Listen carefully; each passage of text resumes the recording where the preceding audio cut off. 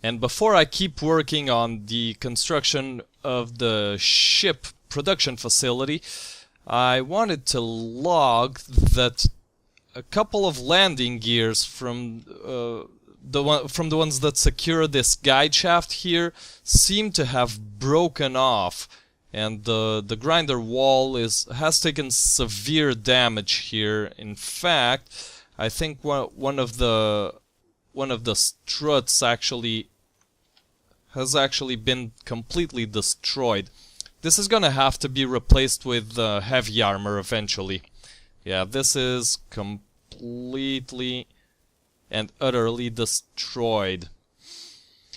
This is gonna have to be replaced. I said heavy armor, I meant blast doors. That's probably the best way to go about this, although that's probably gonna take like I don't know, 10,000 steel plates, maybe more.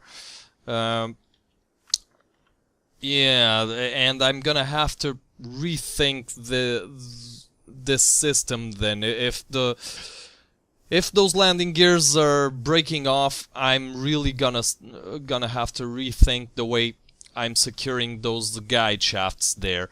But that's not a concern for right now. Right now, what I want to do is actually pull this system up so that I might start designing our velocity. Confirm, reverse. Okay, 0.05 meters per second looks like a good speed. And I still have this object here for testing purposes, which doesn't need to be on, so let me toggle that reactor and projection off, and now we have a beautiful space to work with. Now I am not over encumbered right now, so I believe I can take these off, and the delivery mechanism that will take what the hell? Okay, that will take the printed ships from the printer itself to the hangars is going to be something like thus. Actually, do I have enough stuff on me? I do. I think I do, at least. I want a rotating arm with a landing gear that will come up from underneath here and extend up and have the landing gear pick up the ships. So I think that in order for me to have space for both piston and landing gear, because the ship might be, the bottom of the ship might be around here where I last made the test, but it can also be up here depending on the blueprint. So I want to have my options open so that I'm not too stuck or too much out of options when I'm designing the ships. And this means that I will have an extending piston with the landing gear on top. So if I'm not mistaken, I have gotten the sizes just about right. So that's 2 standard armor blocks for the piston body, and if I grab this, that's gonna be the landing gear is another 2 exactly, so that's 4 in total. So piston body and landing gear, that's all well and good, and the rotating arm will then have to come up as much as here. So this will have to be the rotor. So 2 plus 2, yeah. The rotor will have to be here. Now, I have to figure out first how far the hangar bays themselves will be to see how long this rotating arm will have to be. and it's going to rotate. If I'm facing the port side, it's going to rotate on a counterclockwise fashion, and the way it's going to work is there will have to be, well, at least, I said there would have to be a rotor here. That's not true. That would just be a support for the piston and then the landing gear. So this could be the arm, but I think I want a second rotor that will allow the landing gear. So to put this in perspective, if I rotate the ship, if I pick up a ship from underneath here and then rotate it counterclockwise all the way to, let's say, here, the landing gear will now be on the top and the ship will be on the bottom. I don't want that to happen, so I'm going to have a second rotor that will rotate the landing gear itself while still rotating upon the first axis. I think I'm going to flesh this out so that I can have a more suitable log if I'm not able to complete this mechanism during this entry. So I'll log back on as soon as I have something. Okay, logging on a status update. First and foremost, I wanted to check. I had to mine some more iron, so I wanted to check if my arc furnaces are still going. They are not, so I want to check on power output. So I wanted to see if all my iron ore didn't even fill up a hole, the hold of the scarab, just got enough to get by, and wanted to see if 3 arc furnaces,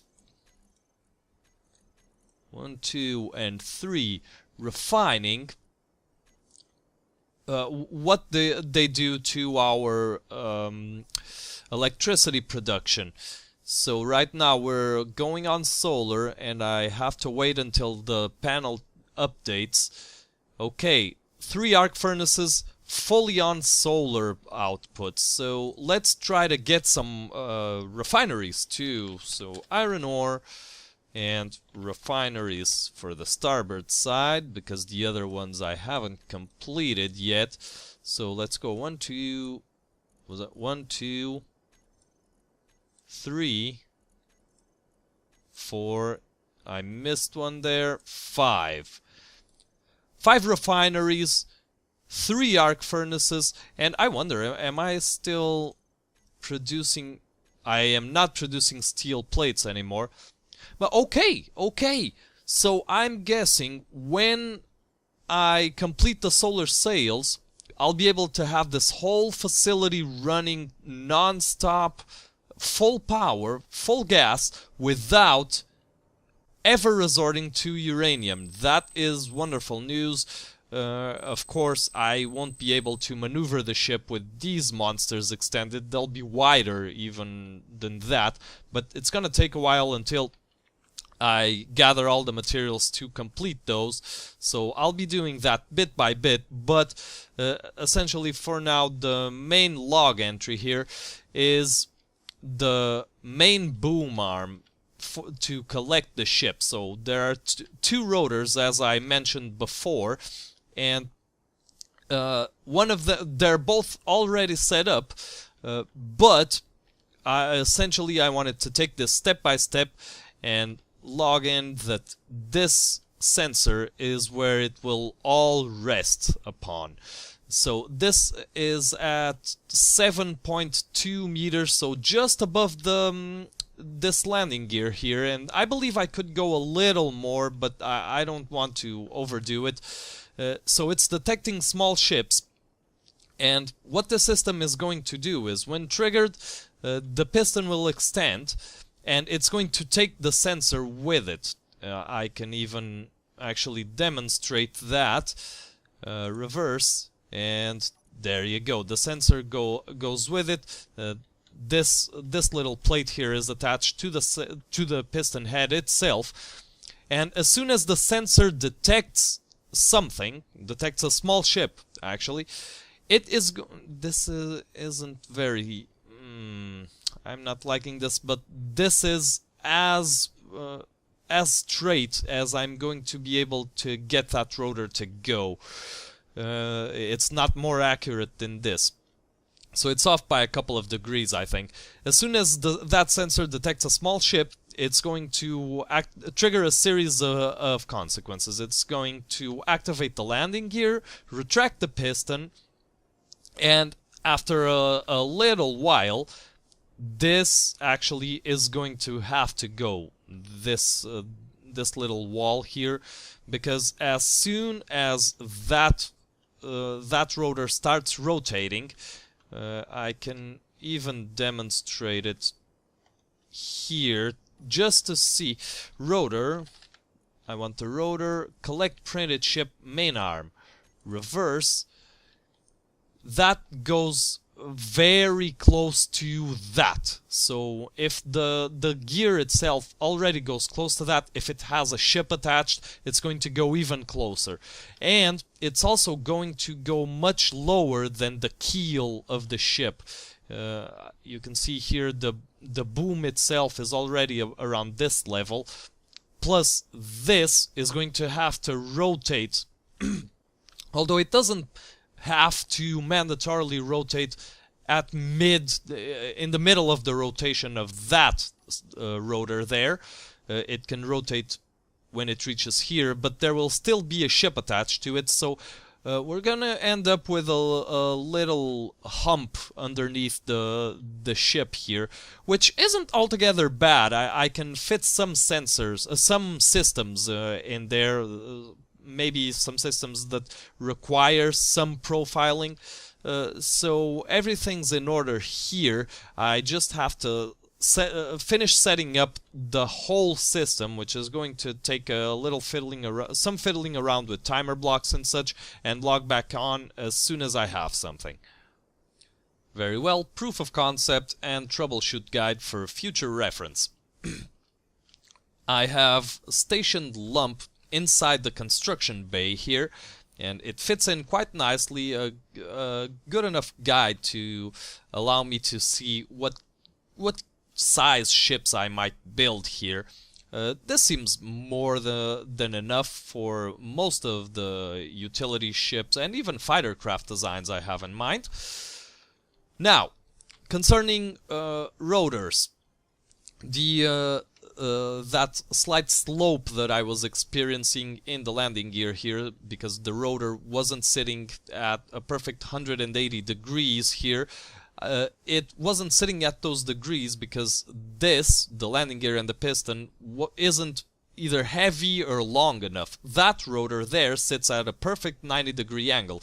This one constantly overshot by 4 degrees, so it went over by 184 degrees, therefore leaving the landing gear twisted this way.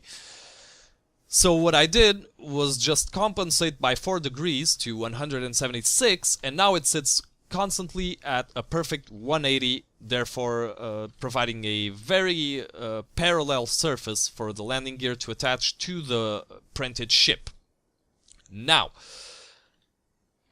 let's show this in action, and I'll address a few issues I had to overcome.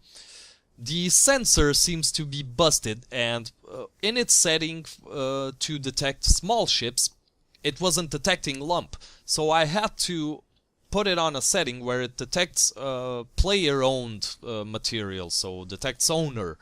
And in detecting ownership, I had to reset that ownership in the piston there, so that the sensor wasn't constantly being triggered by nothing. And here we can see just how far down the ship might actually come. Way down below the keel. I'm gonna have to slump the whole hull down here. And there you go, smooth stop. So I had to reset the ownership of the piston to nobody, and now it detects that ship, the printed ship, perfectly at 7.9 meters here. And you can see here that this is just about a perfect connection, minimum just a minimum amount of space between the landing gear and the ship itself, provided that 7.9 with a piston extending at 0.5 meters with a 1 second delay between the sensor triggering and the landing gear actually attaching. This provides a very smooth, very safe attachment here. Now, the plan is to have a similar setup such as this one, a piston, a landing gear, and a sensor over the top of the ship. That will mean that as soon as the ship reaches this location, that piston will trigger, it will pick it up, this landing gear will let go and retract to its original position, essentially resetting this whole portion of the system. And afterwards, the ship is safely secured here and can be carried out into the hangar bays in whatever fashion I so desire. I'm still not sure what mechanism I'm going to use, but before I get to that part, I have to make sure I can secure it on this spot. Alright, just about finishing the bay, the construction bay here, just to have a little safety margin between the observer, which I am planning on having on this side here, this side of the bay, between the bay and those two gravity generators. This might be an observation and control bay. Yeah, possibly here. Still not sure. I'm going to have to see how this pans out. But essentially, I'm just welding this up before I log the results for this first stage of the printing system.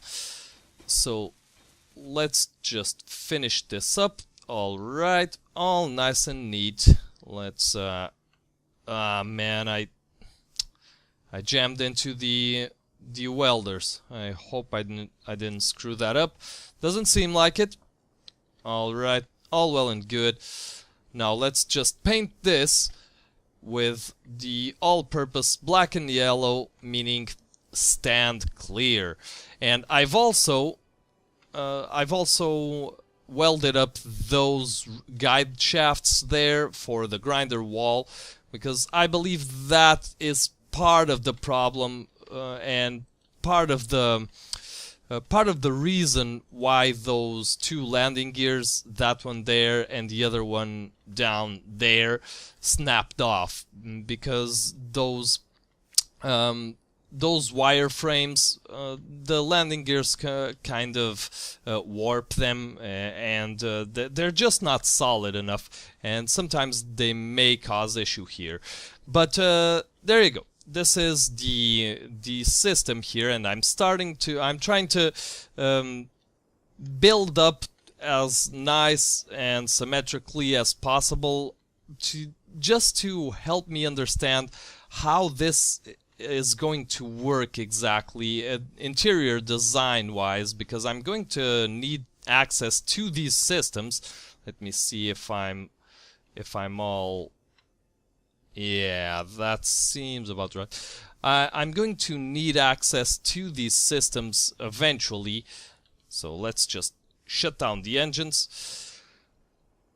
So I'm still trying to figure out where the passages are going to be and all that stuff that doesn't sound very important, but it actually really is for the way the ship is going to function.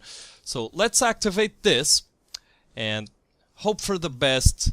I do believe I've made everything just like I should. So now this should start rotating. Okay. Doesn't seem to need this much clearance, but I'd rather be safe than sorry and have the ship just jam up against that side there. So a nice big clearance there, and also maybe even I'll see that I can expand that place. Oh, one thing worthy of note is that the problem with the sensors wasn't that they weren't detecting small ships. It's that they have to be set to detect both small ship and owner. Detecting just small ship with all the other settings turned off doesn't... Yeah, there you go. Doesn't allow the sensor to actually detect anything, because it's trying to detect a small ship that is either friendly, neutral, or an enemy, and all those other settings are turned off. Alright, and now this swings back, and now the ship is ready to either be placed in hangar bays 1 or 2, or be transported a little bit more towards the bow, and from there be transported into base 3 and 4. But that's going to be a system I will design in the next journal entry. So for now, I am signing off. Hey everybody, just wanted to thank you very much for watching. Hope you're enjoying these more technical aspects of the game in the last couple of episodes, and it's going to go on for a couple more because we have a lot to do. I hope to hear your suggestions, although I am pre-recording this way in advance since I need to have some spare time to handle some real life stuff. So I hope you'll understand if I don't seem to take any of your suggestions into consideration just yet. I am pre-recording this way in advance. So as always, thank you very much for watching. Please remember, leave a like, leave a dislike, leave a comment, tell me what you think, and until next time, as always, I have been TheNirl, and I hope you have an awesome day.